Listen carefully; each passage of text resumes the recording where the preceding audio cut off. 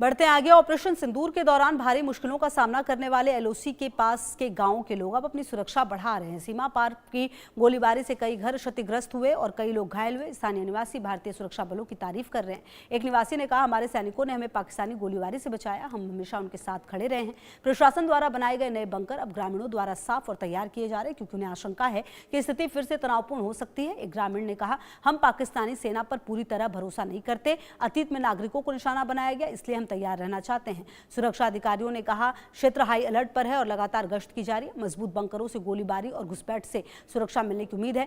अधिकारियों ने ग्रामीणों से सतर्क रहने, पिछले ऑपरेशन के दौरान क्षतिग्रस्त घरों और बुनियादी ढांचों को फिर से बनाने के लिए सभी सुरक्षा उपायों का पालन करने का आग्रह किया। एलओसी के आसपास की स्थिति संवेदनशील बनी हुई है। इंडिया न्यूज की एक एक्सक्लूसिव रिपोर्ट भी आपको दिखाते हैं।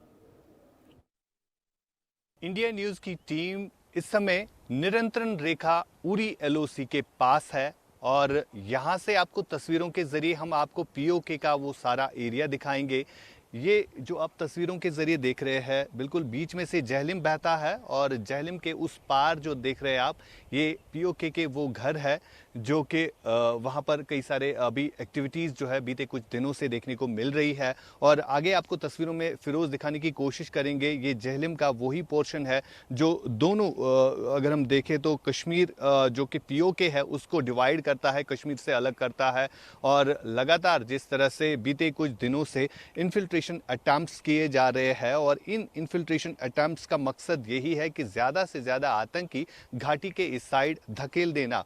फिलहाल तस्वीरों के जरिए ये खास एक्सक्लूसिव तस्वीरें इंडिया न्यूज़ पर आपको फिरोज दिखाने की कोशिश करेंगे। पीओके के कुछ घर और आगे जो आप ये घने जंगल देख रहे हैं जहां पर अभी भी कई सारे टेरर लॉन्चिंग पैड्स है और इन्हीं आतंकियों के लिए ये सेफ पैसेज भी माना जाता है। और यहाँ पर कुछ दिन पहले हमने एक वीडियो दिखाया था कि किस तरह से आतंकियों को ट्रेन किया जाता है इन्हीं घने जंगलों में और बाद में उन्हें इन्फिल्ट्रेट करके जो है घाटी में घुसेने की कोशिश लगातार की जा रही है। 2 दिन पहले कुपवारा एलओसी सेक्टर में भी इसी तरह युद्ध विराम का उल्लंघन किया गया था, जिसका जवाब भारतीय सेना ने दिया था। और लगातार इस तरह की कोशिश जो है की जा रही है।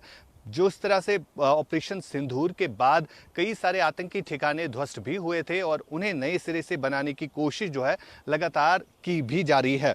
मेरे साथ यहाँ पर स्थानीय एक शख्स है जिनसे हम बात करेंगे और किस तरह का माहौल इस समय एलओसी पर है इनसे हम जानने की कोशिश करेंगे। आप मुझे बताइए, एलओसी पर किस तरह के हालात इस समय बने हुए हैं और ऑपरेशन सिंदूर के बाद क्या कुछ देखने को मिला है अभी तक? देखिए, आप सभी जानते हैं आज बखूबी के पिछले कुछ टाइम से हमारे बॉर्डर्स पे फिर से वो एक किस्म का टेंशन क्रिएट हुआ है।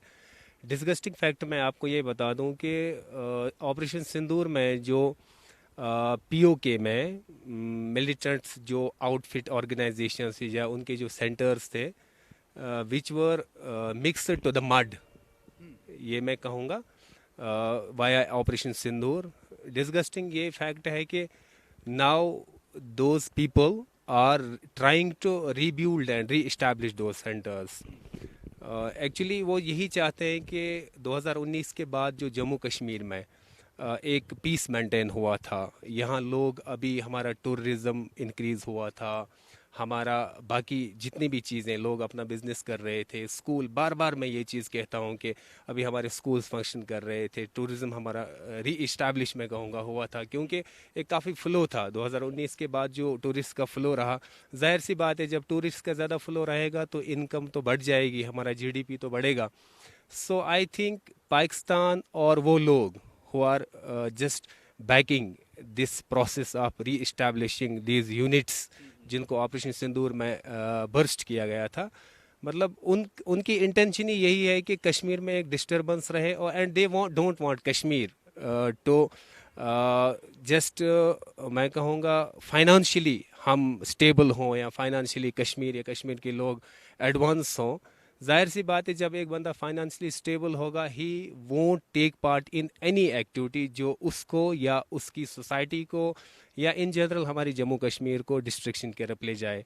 तो मैं कहूँगा बड़ी अफसोस की बात है और मैं उन लोगों को एक मैसेज देना चाहूँगा फ्राम द लैंड ऑफ, मैं कहूँगा इस जन्नत बेनज़ीर से मैं उनको एक मैसेज देना चाहूँगा कि better is to let us live in a peace. हमें आप अमन, क्योंकि आपको मैं एक फैक्ट बताऊंगा।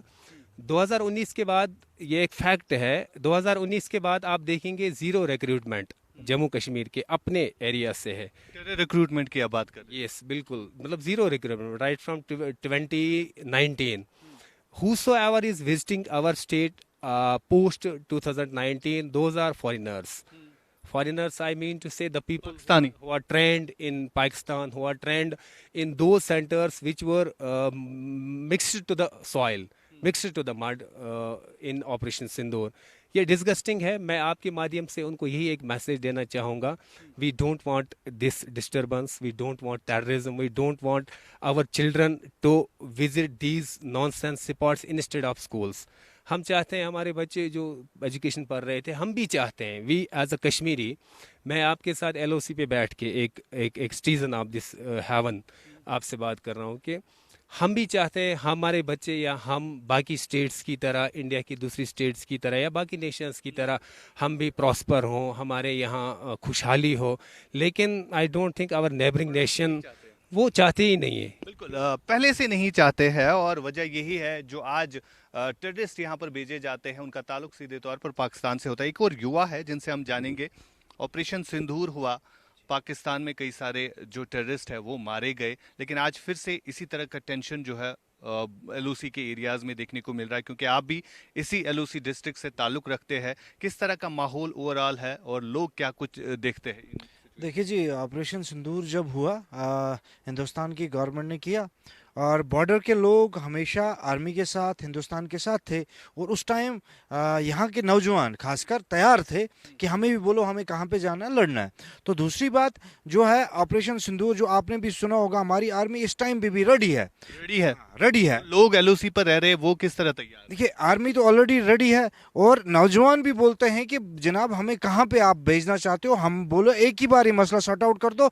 जो बार बार पाकिस्तान हमें ये करता है, टेररिस्ट सप्लाई करता है, या बार बार हमारा हिंदुस्तान का नुकसान होता है, या यहाँ की कश्मीर की मेंटालिटी को टच किया जाता है नेगेटिव वे में, तो उन सारी चीज़ों को एक बार ख़त्म करने के लिए यहाँ का नौजवान भी तैयार है और यहाँ की आर्मी भी तैयार है। खासकर हम यहाँ लोकल एरिया में इस टाइम इस चीज़ का, क्योंकि हिंदुस्तान ने, सरकार ने बहुत सारे जो बैंकर्स हैं लास्ट इसके बाद दिए गए, हाँ ऑपरेशन सिंदूर के बाद यहाँ पे बैंकर्स और भी बन रहे हैं, बट लोग इस टाइम प्रॉपर तरह से, क्योंकि उस टाइम पता नहीं था लोगों को कि हमें कैसे रहना है, क्या है, बंकर्स की फिजिबिलिटी नहीं थी।